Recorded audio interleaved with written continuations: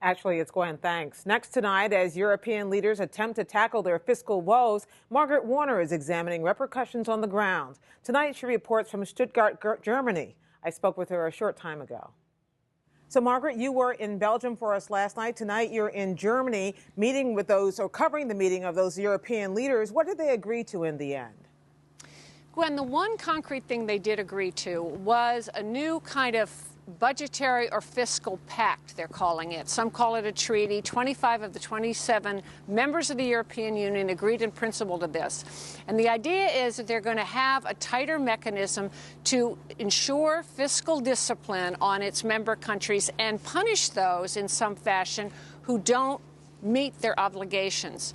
So as Angela Merkel, the Chancellor of Germany, explained it to us last night, it sounded very tough, that if any country exceeds more than 0.5% of GDP in an annual deficit, it can be referred by the European Commission to some sort of European Court of Justice, and then some automatic fines will go into effect. But today, as people have looked at it more closely, there are a lot of caveats. I mean, one is it's not clear really how airtight this mechanism is. The actual language hasn't been written or finalized and won't be signed till March. And secondly, even though these EU leaders, most of them agreed to it last night, even if most of them come back in March and sign it, it has to be ratified by at least 12 EU member parliaments. So there's a lot to be done between what happened last night and this coming into effect. So Angela Merkel, as you mentioned, was the driving force behind this agreement, and you're now in Germany tonight. How is it being received away from these inner sanctums where the leaders meet?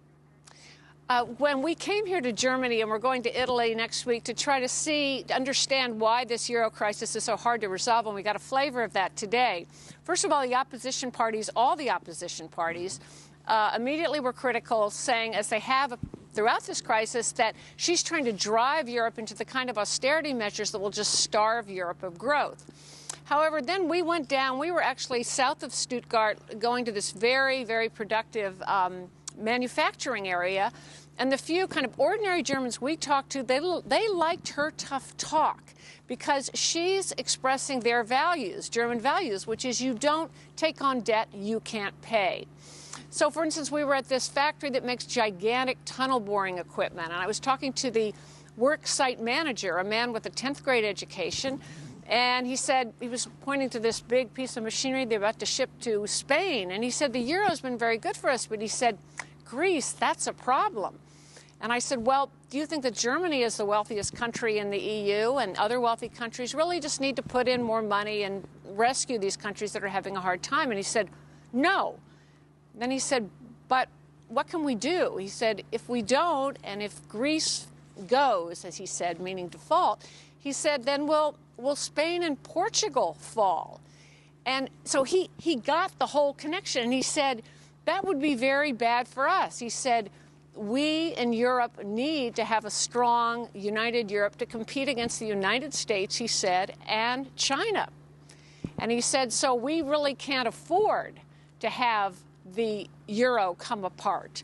But he did say about Merkel, he said he liked the way she talked, and he said, I think that the other leaders respect her.